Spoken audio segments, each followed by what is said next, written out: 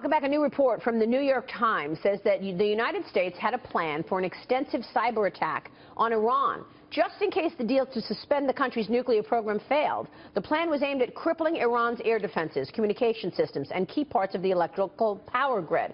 But it was put on hold after a nuclear deal was reached last year. Joining me now is retired Marine Corps General Anthony Zinni. General, good to see you. Thanks so much for joining us. Good to see you, Maria. What's your reaction to that Plan B?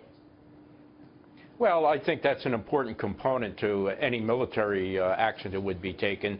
But we shouldn't fool ourselves to think that's a panacea. That's going to be the sole military act that we have to conduct to win a war or to get the Iranians to submit. I mean, we should have learned from shock and awe and from the current approach of trying to use drones and special operations to win wars.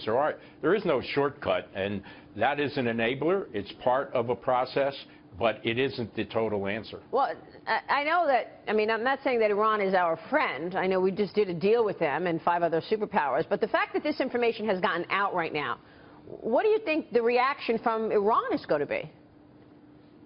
I'm sure they'll react in some sort of hostile way, but they're realists. They understand we have the capability. I'm sure they would like to have the same level of capability. I'm sure they have some, but it's a fact of life now. Potential enemies, as well as our own allies, can have the capability to disrupt the enemy command and control and communications information through cyberspace. It's just another element of conflict that's been added to the pile. General, that potential offensive move against Iran begs the question, do we have defensive capabilities against those offensive moves from another nation, if you will?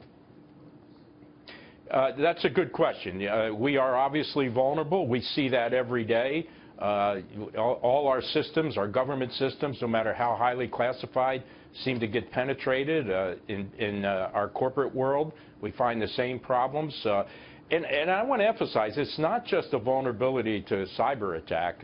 If you look at the most simplistic capabilities to have sleeper cells around the world, to a simple thing like dowels, the fishing boats that the Iranians have that could kick mines overboard in the Strait of Hormuz. And imagine what that would do to a Saudi oil tanker or something coming through, and certainly in regards to your show, Maria, right, what it would do to the economies around the world. Yeah. I mean, so what should the U.S. be doing right now with regard to the South China Sea? I mean, do you think the U.S. should be doing something? We will assert freedom of navigation rights.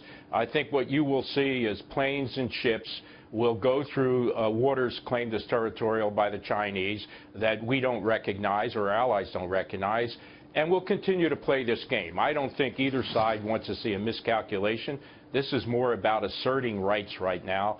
I think it doesn't benefit either side to miscalculate in some way or to escalate to a point where a miscalculation is possible. Right. Here's Dagan McDowell.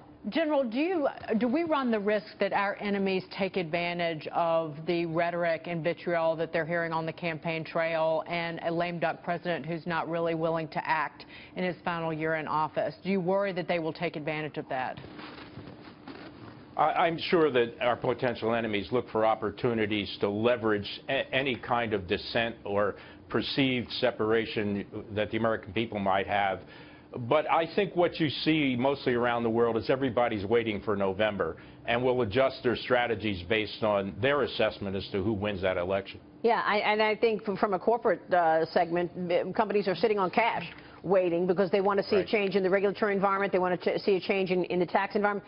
As it relates to national security, General, looking at the airstrikes now, in their 18th month, have they been effective, and what do you think the plan should be on the U.S.'s part in terms of fighting ISIS? I actually think that NATO ought to make the commitment, invoke Article 5. NATO's been attacked. They will be attacked again. This is a slow attrition strategy that's a high-risk gamble. We could be attacked while we're slowly trying to destroy ISIS. I think we should put ground forces in. I think we should support the Saudis, the Emiratis, and others in enabling them to commit ground forces. The Iraqis are finally standing up, but in a very slow way. Kurds have been fighting and need to be armed better. But I think we could create a three-front war and take out ISIS in a matter of weeks if we were willing to make the commitment of ground forces. We look weak in this strategy, and it's a high-risk strategy, hoping that we have the time and space before we end up with a Paris-like attack here or elsewhere in where our NATO allies might be vulnerable. General, we so appreciate your comments and your insights this morning. Thanks so much for spending the time. Sure, Maria. We'll see you soon, sir. General Zinni there.